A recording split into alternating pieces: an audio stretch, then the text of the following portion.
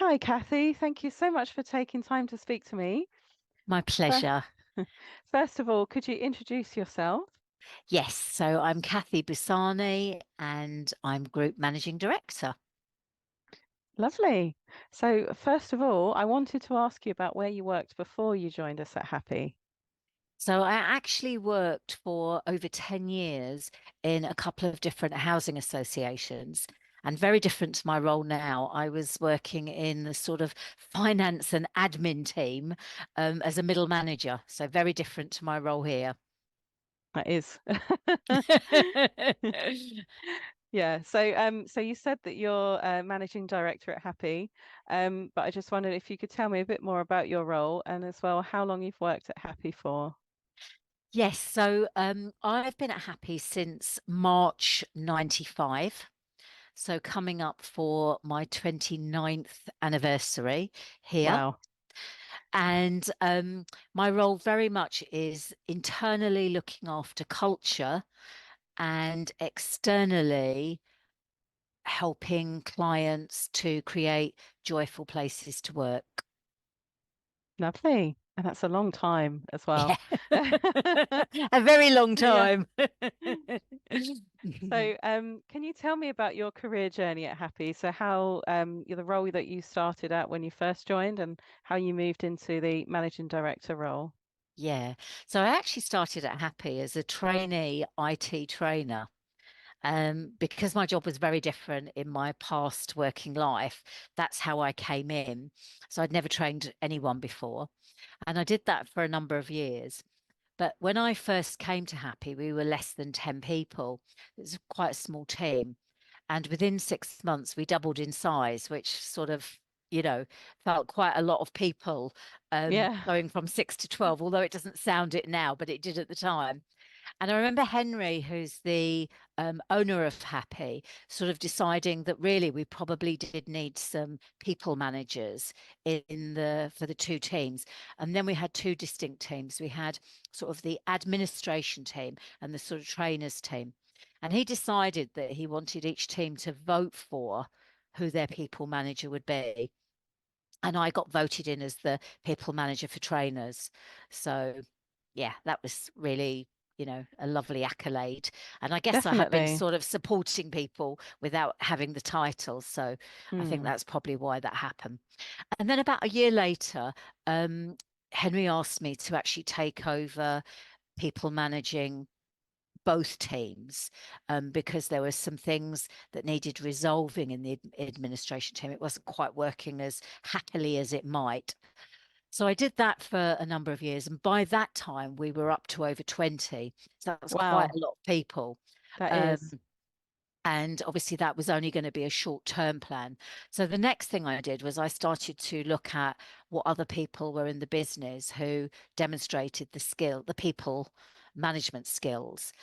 And I approached somebody to take on the role, and they became the next people manager. I sort of trained them up and mentored them. And to begin with, that's actually how we recruited new people managers within Happy. We looked at who had the skills, identified those people because they were already doing that role without the title, and then trained and coached them and mentored them. And then it was just really funny. One day I was in the office and I heard somebody on the team saying to somebody on the phone, "Oh, I'll pass your details through to our managing director and they should be able to help you." And then they put the phone down. And I said, "Oh, who's the managing director?" And they went, "You are." I went, "Oh, am I?" And at Happy, we're not really caught up on titles. We're not really bothered about those things. We tend to use them externally more than internally because actually we're all equal and we all bring so much to the table. But it was very fascinating that he said, "Well, yes, you're Henry's second in command, even if you've not had the title." And so it really came from there. So in a way, it was another honor that somebody in the Hmm. team actually said, "You are the managing director." It wasn't something I applied for. I was just Hmm. behaving in that way. And that's really what we talk about, Happy people taking on leadership and behaving as leaders, whatever role they have.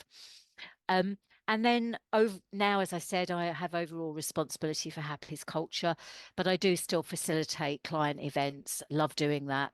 So I have Mm, this sort of dual role, and I'm very privileged to be able to do the internal and the external, which I really love. that's amazing. Yeah, what a great story as well. I actually Did you didn't know know that, that. Claire? No, I didn't know that story. So that's really interesting. Yeah. Wow. So, I was also going to ask you, obviously, as you say, you look after Happy's culture. So, Mm, alongside that, I wondered what kind of action groups and projects you've been involved with at Happy. I know there's probably a lot of them, so maybe just the ones that, you're most proud of or you'd most like to yeah. talk about. I think probably just the action groups that I'm currently involved with are, first of all, One Team, One Dream. And I'm Mm, really proud of that. That one's been going the longest at Happy, and probably in lots of ways has achieved the most regular actions, because mm, it's a group of, as you know, Claire, all of our action groups are volunteers around the company, people who are passionate about whatever the subject is.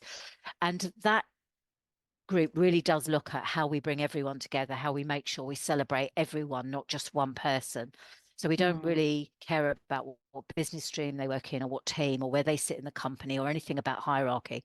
And we do a number of things there, like, for example, celebrate National Employee Appreciation Day, and other events like that. We also are involved in making sure our seasonal annual party is a huge success. So there's mm, lots of little things that we get involved with. Um, and another one that comes to mind is National Happiness at Work Week, which happens in September. So we do lots around that. Most recently, we're going to be working on learning at work, which is hmm coming up, I believe, in May, but I might have misremembered that. So we've got somebody who's leading us through on that, and that will be the discussion for our next meeting. So that's very exciting. mm, The other action groups that I'm involved in, one of them is strengths. So again, anyone can join it, and we get together every 4 to 6 weeks, and we take 5 minutes at the start of the meeting to reflect on three questions, two looking back and one looking forward, thinking about how we've used or will use our strengths. And after the 5 minutes, we go do a round robin and all share our answers. And we found it's really, really popular. And again, that group's been running for probably 6, 7 years. So that's been very successful. One of the newer ones we started a year ago was looking at the way that we recruit, and we're trying to bring it a bit more into the 20th century. So we've always been quite innovative in making sure that we don't just ask questions, which really only tests how good people are answering questions at our interview, definitely. but actually being a bit more. So we've always done the innovative thing of getting people to do some real life work in the interview room that they would need to do if they got the job, in order to set Mm, them up to succeed and make sure they have the skill set. For us, it's all about hiring for attitude and train for skills. But we want to make sure that the recruitment process that we go through to get people in for interview is a bit more innovative, and gives a bit more of a flavour for what happy is around. So the sort of working to our strengths, being joyful at work, working the 4 day week, all of the things that are part of the happy culture. So that's quite exciting. We're working our way through that. And then the other one that I'm really proud of, it's been going for about 4 or 5 years, which started as an action group around Black Lives Matter, but has moved on from that to EDI, and probably from that into inclusivity and allyship. And that's really just about making sure that our culture acknowledges everybody are happy, and make sure we're a success, because we don't just have a diverse workforce, but a diverse workforce that contributes and is yeah. valued. And that's really important. It's not just about bringing people in, but making sure everybody gets to contribute and their voice is heard. And we've done a lot of work around that. There's lots of other action groups involved at Happy, but those are the main ones that I'm involved in. Mm, And then the projects, just a couple I'll share. So the main one is Great Place to Work Awards. So we've been in the mhm. Great Place to Work Awards for the last many number of years. We're just about to enter the Sunday Times Best Workplaces, because they've now introduced a small company category, which is very Ah, exciting. that See is. what happens with that. That will happen in about a month's time. And the other key project that I'm always involved in is making sure that we retain our investor in people Mm, status.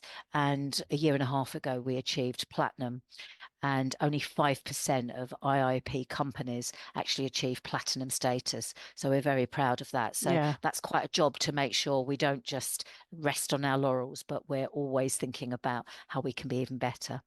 And Mm, then obviously anything related to culture. yeah. Amazing. That's it. Sounds like a lot of projects and also lots of valuable ones as well. Yeah, Definitely. thank you.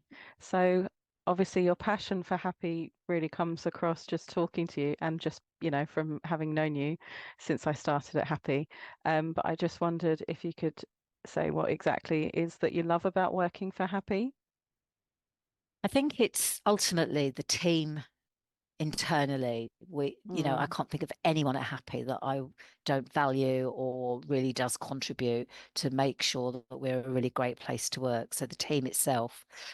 I really love the clients I work with. I'm really lucky mm, to have worked with some of my clients for 20 plus years. And that means, I've literally seen some of them, get engaged, get married, have the first kid, have the second wow. kid, etc. Wow, and see their amazing. career change and be Yeah. part of their journey, actually. So Mm, that's really exciting. So I feel like I have my internal happy family, but also I mm, feel like I have quite a close external client family as well that I work very closely with. So very close relationships there. I also mm, love that I get to work to my strengths and I'm valued for that. I think that's really important. We've already talked about that a little bit. And I think mm, probably the underlying thing is getting to make a difference, both internally and mm, externally. My leadership purpose is all about helping others to be great. And that's really what I mm. spend all my time doing. So who wouldn't love doing that? Absolutely, definitely. And yeah, I definitely agree with you as well about the people at Happy. We've got such a Oh, great team of people. amazing. Yeah. Yeah. Yeah, Phenomenal, really. We're so, so yeah, lucky. we Yeah. It's are. funny when I'm facilitating client events and people talk about struggles in the team, and I think, oh, we're so blessed. We've Yeah. just got amazing people. And it's not like we never have issues, but people just deal with them in really respectful, Mm, transparent, adult to adult ways, which makes such a difference. it really does. Yeah, definitely. Well, those were all the questions that I had for you today, Kathy. Brilliant. Thank you so much for taking the time out of your busy day to speak to me, and You're I will very speak to you welcome. soon. Yeah. Thank you.